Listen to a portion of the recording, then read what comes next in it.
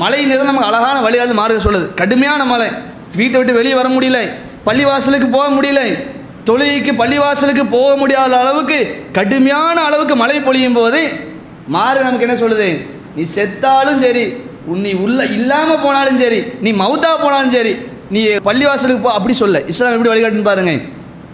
கடுமையான வெளியே வர முடியாத அளவுக்கு, பள்ளிவாசலுக்கே வர முடியாத அளவுக்கு கடுமையான மழை பெய்யும் போது அறிவிப்பு செய்ய சொல்லி மார்க்கம் சொல்லுது.